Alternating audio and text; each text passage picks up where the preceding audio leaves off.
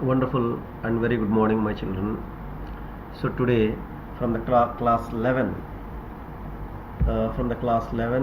chapter 4, as per the new syllabus, sensory, attentional, perceptual process. In this, with regard to this chapter, we were able to complete the attentional theories up to this level. Now, from the topic of perception, we will try to see the CBQ questions. Now let's have a look into the CBQs. Again, the same scenario. I divided the CBQs into three different types, like assertion, reason, case based, and MCQs, means application based. So look into this area. Assertion, perception. First question: perception is a process through which individuals interpret and organize sensory information. Now, reason. Sensation involves assigning meaning to the raw data received by sense organs. So look into this. Assertion is true, reason is false here. Option C is the right answer. Sensation refers to just gathering the information, collecting the data, collecting any sound, whatever, or any sound, anything, whatever we see, whatever we hear, that is a sensation. When you give the meaning, then only it is perception. So it's very clear that assertion is true, reason is false here. Now let's make a move to the question number 2. The Gestalt principle of closure explains why we perceive incomplete figures as complete. Now the principle of closure basically is explaining why we perceive the incomplete figure as a complete figure. You see here it's a very clear cut point for us. Now reason, our mind tends to fill in missing visual gaps to create meaningful wholes. Yes, so here both are true and it is the correct explanation. You see, any incomplete figure, for example, you see, I will just show you one incomplete figure and you will try to perceive it here. So think this 1 as the two lines, okay, and the center as the line. So you think here this is incomplete for us here. You see, this is incomplete, but when you see here these two lines as together, you will perceive as H, alphabet H. So you can understand here how it is going to be. So incomplete figures generally we perceive as whole because our mind is filling the gaps. Both A and R are true, and R is the correct explanation of A. Question number 3. What exactly? Assertion, you see, binocular disparity helps in perceiving depth. Yes, binocular disparity, retinal or binocular disparity. What it means? Our both the two eyes, approximate distance between both the two is 6.5 centimeters, and this 6.5 centimeter is known as binocular disparity. So you see, it is right actually. Reason, each eye receives exactly the same image of the visual field. No, each eye, when you close, for example, when you close your one eye and see the object, and when you close the one which is open, later you see with the left eye or the right eye, you change it, you see there is a difference on the image which is getting created on our retina. So this is called here binocular or retinal disparity. The image which is reflecting on the fovea of each eye is different. So here assertion is true, reason is false. Now question number 4. Linear perspective and texture gradient are examples of monocular cues of perception. Yes, linear perspective, texture gradient are the two examples of monocular cues of perception. Reason, these cues can be perceived using only one eye. You look into this area. Reason, these cues can be perceived using only one eye here. Now, both are true and correct explanation. You see here, monocular cues are basically the cues which are resulting with one eye whatever we perceive. Binocular cues means whatever we perceive with the two eyes. So, it's very clear. Both are true and correct explanation. Question number 5.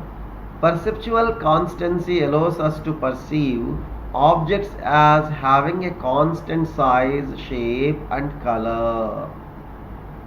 Now you see, perceptual constancy is basically depending on three facts actually. Three factors or three facts. Size constancy, shape constancy, color constancy. So this assertion is true. Now the reason. Our perception changes dramatically with every change in sensory input. Reason is false here. Assertion is true and reason is false. This is the fifth one. Now let's make a move to competency based MCQs beta. Which of the following best explains the concept of perception? Simple registration of sensory input is wrong. Process of interpreting, organizing the sensory information is right. Reflexive response to external stimuli is wrong. Transmission of neural signals from the eyes to the brain, again it is wrong. So B is the right answer. Please be careful. Which of the following best explains the concept of perception? The concept of perception is actually giving the meaning. Meaningful interpretation of the sensory stimuli it is. So option B is right. Now, which Gestalt principle explains why we tend to perceive a continuous smooth curve rather than disconnected lines? You see the Gestalt law which is connecting here. The law of continuity or the principle of continuity makes us to perceive a continuous smooth curve rather than disconnected lines. You see, we perceive, for example, A to B, C to D, and there is a merging point E is there. We don't perceive A to E like this way. We directly perceive A to B and we perceive it as C to D. That is basically the law of continuity. Refer your textbook. This image is very clear to you. Muller-Lyer illusion demonstrates which aspects of perception? Visual illusion due to context actually. Muller-Lyer illusion is a very interesting experiment, my children. It is basically an experiment for us to understand the visual illusion.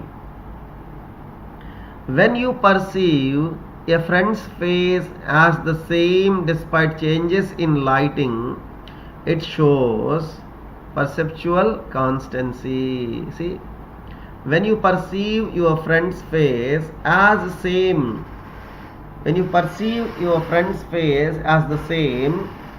despite changes in lighting, you see, very bright light or dim light, whatever it is, but you perceive your friend's face as same, that I can say to you as the perceptual constancy.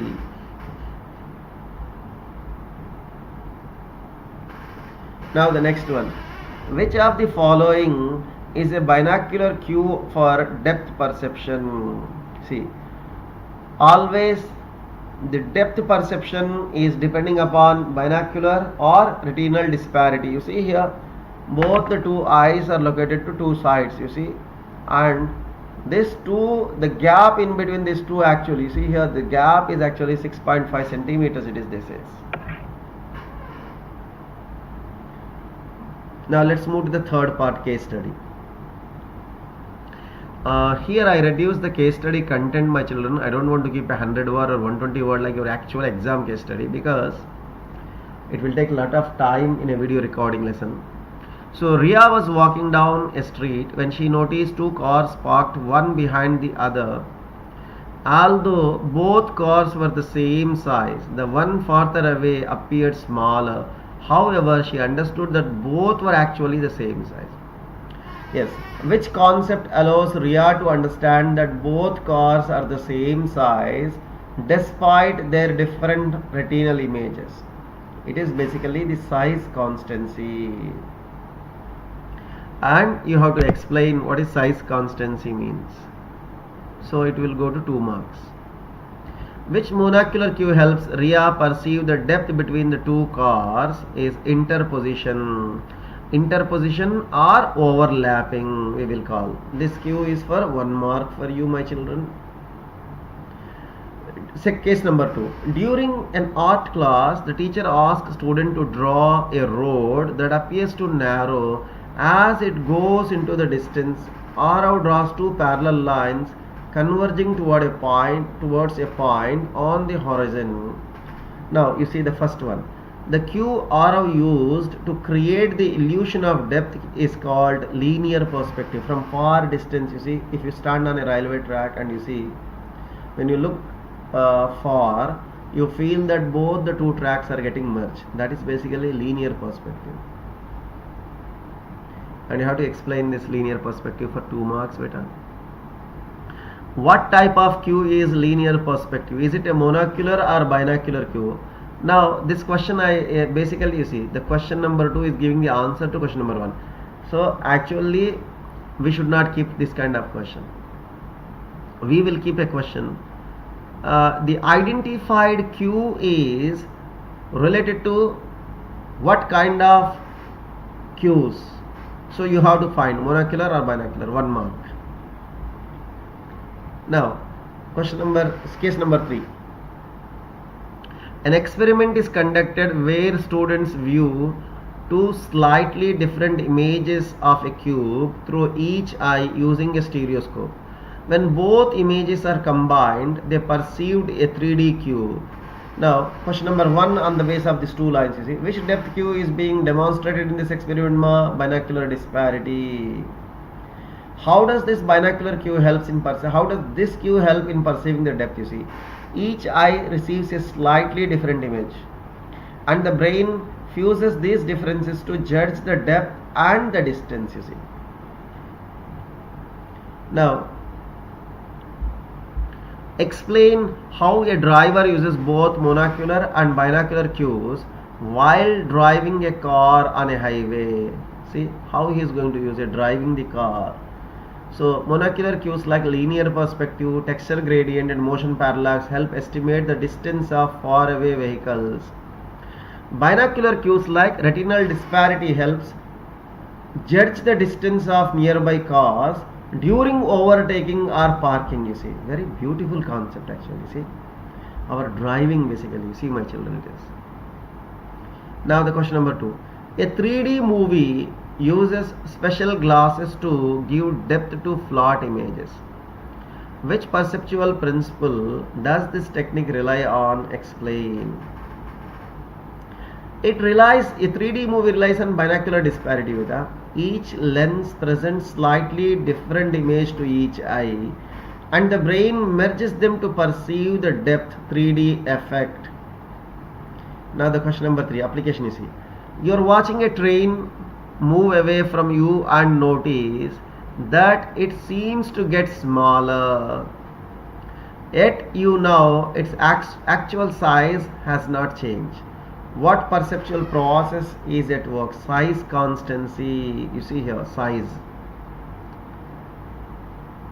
You are watching a train which is moving away from you and notice that it seems to get smaller, yet you know its actual size has not changed. Yes, actual size is not changing. That is called size constancy, a principle of perceptual organization that maintains stable perception of object size despite the changes in the retinal image. 4th one, explain how Gestalt principles of proximity and similarity help in perceiving a pattern in a crowded visual field. See, the proximity and similarity, very interesting one. Proximity, elements close to each other are perceived as belonging together. Yes, my children, the proximity will be helpful to us even in class 12. Those things which are very close will be perceived as together. You see, the similarity, elements that look alike in terms of color, shape, size, texture will get grouped together. Similarity, you see, it is. Now the 5th one, while hiking, last question my children, while hiking you notice that Nearby trees appear to move faster than distant mountains when you walk. Which monocular cue is this, and what does it tell you? It is the motion parallax. You know, from far away, even the object is moving, but we will not perceive that object as moving. You see, we live on Earth, we see the moon, but we don't know whether the moon is moving. The speed of the moon we don't know. We don't, because we feel that moon is just standing there, as in like a planet standing. Like you see, from far distance you see a car coming to you, and you feel that the car is not moving. When that car reaches to a particular distance, you will realize the speed. You start thinking that it's moving. When it comes near to you, when it is very close to you, you will realize the speed of that vehicle. You see, this is basically the motion parallax. It's basically one of the kinesthetic cue, my children. I hope these are the most important CBQ based questions which actually I created for you people. I hope you understand. Think on the base of these kind of questions. Actually, any kind of question may come to your exams. Hope it's very clear to you. Thank you for watching. Stay connected with me, my children. We will upload more videos.